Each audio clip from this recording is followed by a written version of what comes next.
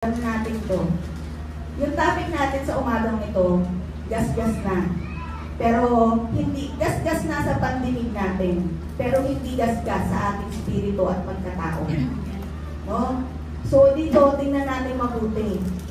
Jesus was crucified for you. Na dapat tayo yung nandyan, na duguan, na luray-luray na yung katawan, na hindi karapat-dapat si Jesus. Tayo yung karapat-dapat na nandyan.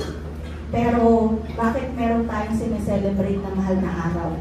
Maraming mundo sineselebrate, pero hindi na naiintindihan yung itsura, yung ginawa ng Panginoong Jesucristo para sa atin. So, bago tayo magtuloy-tuloy, tayo lahat ay tumayo. Basahin natin ang ating teksto. Alam na to ng lahat ng mga, alam na natin to, ilang beses na nababanggit, pero sa umagang ito, nanamnamin natin ng mga salitang ito. So, basahin natin sa Galatians 2:20, sabay-sabay po tayo. I have been crucified with Christ, and I no longer live, but Christ lives in me. The life I now live in the body, I live by faith in the Son of God, who loved me and gave Himself for me. Let us pray. Natin, talaga naman na crucify si Jesus para sa atin. Diba? And now, yung pagkakapahayag ng Panginoon sa pamamagitan ng inyong lingkod, aakuin natin to. Yes, yung binasa natin, si Pablo po ang nagsasalita dito. Diba? Si Pablo yung nagsabi, I have been crucified with Christ, and I no longer live, but Christ lives in me. So ngayon, sa umagang ito, aakuin natin itong mga salitang ito. So bakit na-crucify si Jesus? Number one, to crucify our old self. No? To crucify our old self. Diba? Nagnanalangin na tayo na Lord, patawarin mo ako sa lahat ng mga kasalanan ko. Nananampalataya ako. Nanapak ko sa krus upang tubusin ako sa mga kasalanan ko. Diba? Magmula ngayon, ikaw na ang umupo sa trono ng aking buhay. I surrender my life to you. Diba? Yan, pinapanalangin natin yan. Pero alam niyo po, the meaning of surrender, surrendering means crucifying our old self. Sumo na ako. Lord, sinusuko ka na yung suka. Pero totoo yun. Diba? Sinusuko na natin yung buhay natin sa Panginoon. Yung old self na yun. Sige, next slide. Sabi nga dito, when you surrender your life to Jesus, you let your old self be crucified with Christ. Nung crucify si Jesus, anong nangyari kay Jesus? In the end, namatay. So ganun din, when we surrender our life kay Jesus, kasi nakipagpalit si Jesus inako niya yung ikaw. Tapos, nung namatay si Jesus, namatay din yung dati nating pagkatao. So, basahin ko lang sa Romans 6:6. Alam natin na ang dati nating pagkatao, Romans 6:6, ay naipako na sa krus kasama niya. No? Upang mamatay ang ating makasalanang pagkatao. Bakit kailangan ipako yung dati natin? Kasi yung dati natin makasalanan. Sige, sabihin nyo nga, makasalanan. Makasalanan. Makasalanan tayo before. Kaya dapat lang na mamatay yung dati nating pagkatao. At nang hindi na tayo maalipin ng kasalanan. Siyempre, kung wala na yung aalipinin mo, kung patay na yung aalipinin mo, sino pang aalipinin ni Satan? Diba? Wala. Kasi wala na ikaw Nag-disappear ka na. Ganon yung sinasabi ni Pablo. Si Pablo, persecutor siya. Talagang pinipersecute niya yung mga naghahayag, yung mga disciples mismo. Siya mismo nagpapapatay sa mga disciples. Siya mismo nagpapahuli. May dala-dala siyang letter. Nag-iikot siya sa mga bahay-bahay at hinahanap niya yung mga followers of Christ. Pinapapatay niya, pinapakulong niya. Ganon si Pablo. Pero, nung na-crucify yung sarili niya, hindi mo na siya makikilala. Magtataka yung mga tao, di ba yan yung nag-persecute sa mga believers of Christ? Nagtataka na. Hindi na makikilala. Bakit? Wala na yung dati niya eh. Kung hindi siya kilala ng tao, ang iisipin nila, umpisa pa lang, believer of Christ na siya. So, ganon. Next slide. Death came to Jesus. So, di ba namatay si Jesus? Namatay din. Nagkaroon din tayo ng spiritual death. Kamatayan. Hindi man tayo namatay physically, pero yung spiritual natin na makasalanan, namatay na din. So, nakukuha po ba? Siguro yung iba sa atin, bago sa pandinig ito. Yes, naririnig na natin, pero bago sa pandinig natin. Marami sa atin bago eh. No? Kaya, you are blessed dahil naririnig nyo ang mga salitang ito sa umagang ito. Yan. Death came to Jesus and spiritual death also came to you. So, death to sin, narinig nyo na ba yung word na death to sin, alive in Christ. Kailangan na mamatay yung makasalanan natin, pagkatao. So, number 2, bakit crucify si Jesus? So that your old self could no longer live. Kapareho lang yun. Nang sa gayon, kaya sinabi, mamatay para hindi na maghahari yung dati natin pagkatao. Sabi nga sa alam na natin itong 2 Corinthians 5:17. Dapat memory verse natin to. Hindi nakalagay dyan, sulat nyo. 2 Corinthians 5:17. Sino po nakakaalam nito? Amen.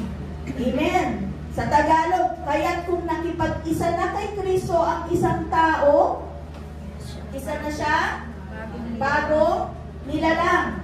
Wala na ang dati niyang pagkatao, sa halip, ito'y napalitan na ng bago.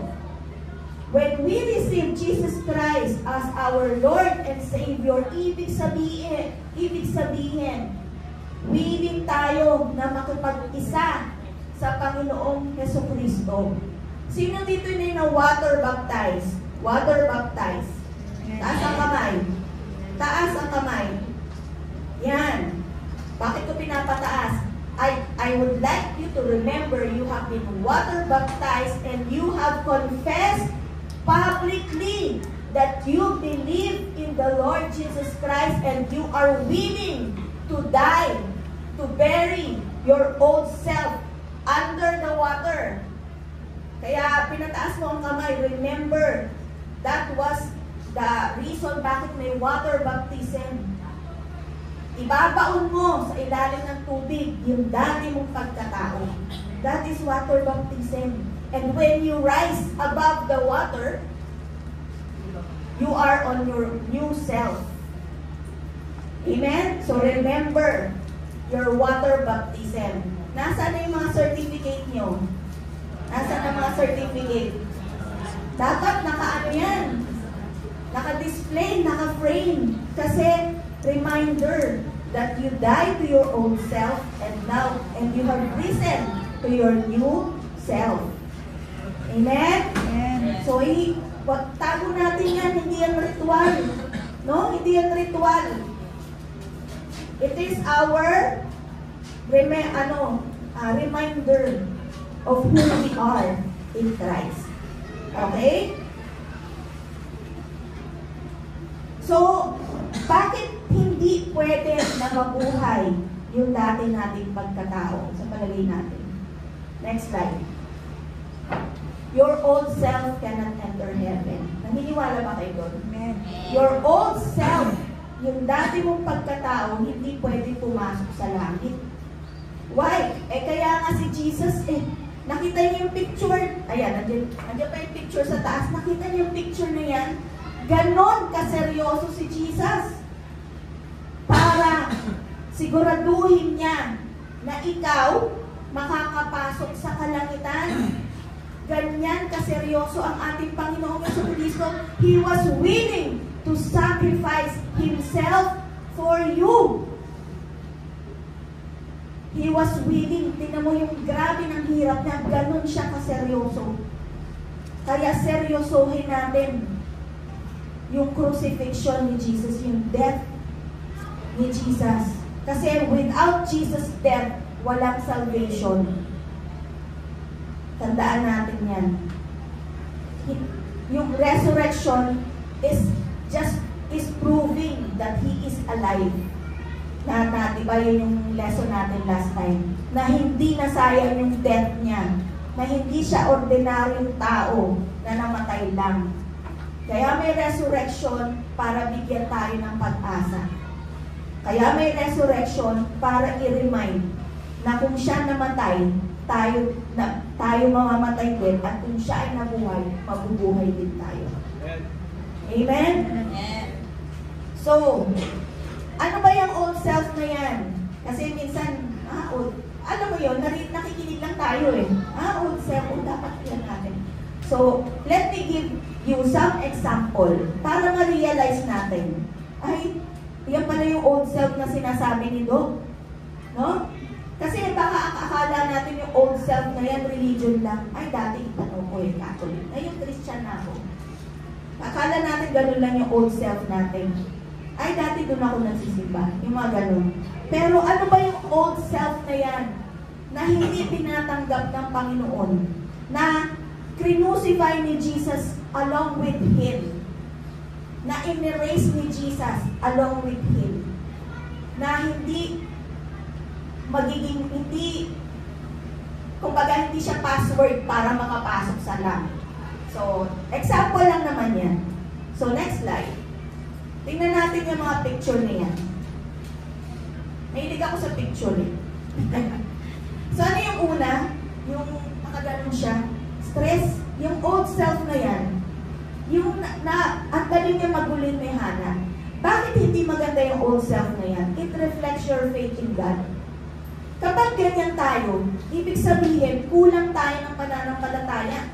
Kulang tayo pananampalataya sa Panginoon, pagtitiwala sa Panginoon. Ano ba yung nasa gitna? Yung kulot ang buhok? Sino yung kulot ang buhok? Parin nga. Tinuro ka o tatlong tumuro si Patrick. Pero sa totoo lang, opposite ni Patrick yan. Amen. Kudos kay Patrick. Opposite yan. Pero, bakit hindi makakapasok yung ganyang ano? Hindi naman character ni Jesus yan eh. Amen? Hindi character ni Jesus. Ano pa yan? Naninigarilyo. Bisyo. Hindi kalooban ng Lord. Yung mga nagbibisyo. Kapag nagbibisyo ka pa hanggang ngayon, nabubuhay ka sa dati mo pagkatao. Hindi si Kristo ang nabubuhay sa iyo. Buhay na buhay ang iyong old self. Ano pa yun nandun? Marites. So, tapos na yan, no? Na kukulong. Ibig sabihin marami. Tapos itong nandadaya. Bakit? Lahat yan, it doesn't reflect your faith in God. Amen? Kung hindi na sa'yo nakikita yan, ibig sabihin, andun yung surrendered life mo kay Jesus. No? Surrender. Nakasurrender ka. Hindi ka nabubuhay ayon sa dati mo. Nabubuhay ka ayon sa kalooban ng Panginoon. Amen? Amen. So, basahin ko lang din sa Romans 6:12. Huwag na ninyong paghariin. Romans 6:12.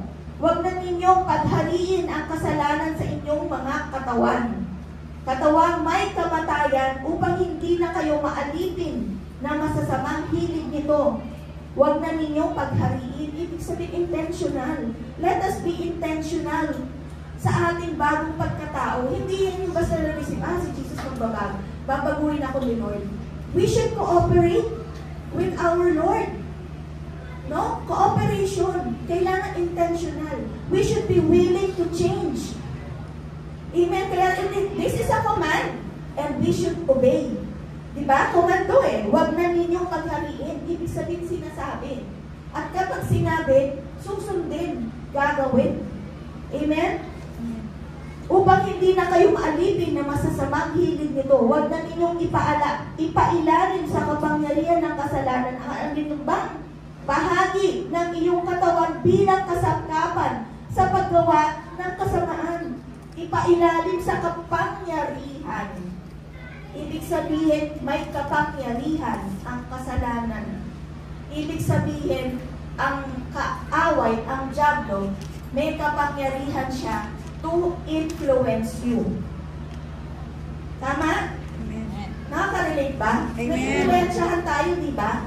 Because we allow the devil to influence us. Kaya napaka-importante yung lesson natin sa Faith of Satan. Sa mga nagdi-discipleship, napaka-importante yung Faith of Satan. Kasi yun yung sinasabing kapangyarihan. Oo, salita lang yan, pero may kapangyarihan. Diba? Sa dila, may kapangyarihan ang dila. Nagpapabait tayo. May kapangyarihan. Si Satan sa ating buhay. And now, the Lord is teaching us, huwag tayong magpailalim. Intentionally, willingly, with enthusiasm sa ating puso na hindi ako papa-apekto sa iyo. Diba? Cast out, rebuke Satan sa iyong buhay. Hindi kita papayagan na maapektuhan mo ang aking pagkatao, ang aking new self. Ganun tayo dapat. Hindi yung magpapadala tayo sa kapangyarihan. Take note. Sa halip, pasakop kayo sa Diyos bilang mga taong namatay na at muling binuhay. So again, this is a command and may action, pasakop. Sa halip, pasakop.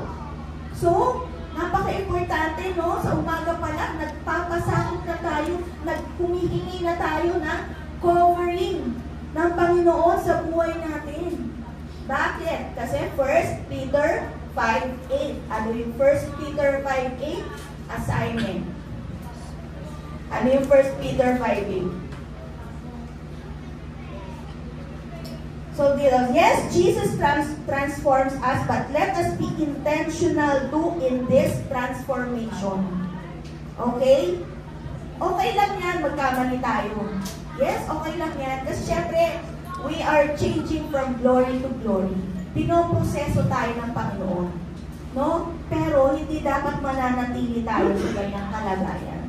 Sa bawat pagkakamali natin, dapat may natututunan tayo. Sino dito niya nagkamali na? Amen. Amen. Be proud. Hindi ko naman sinasabing be proud na uulitin mo. Be proud na na-realize natin na nagkamali tayo. Hindi tayo magiging proud sa pagkakamali na yan. Let us be proud na i-recognize natin yung ating pagkakamali. Dahil sa pagkakamali niyan, diyan natin makikita yung dapat pala natin gawin. Pero kung hindi natin ina-acknowledge na nagkamali tayo, uulitin natin yan. Hindi tayo matututo. Amen? Yan. So, next slide. Ano naman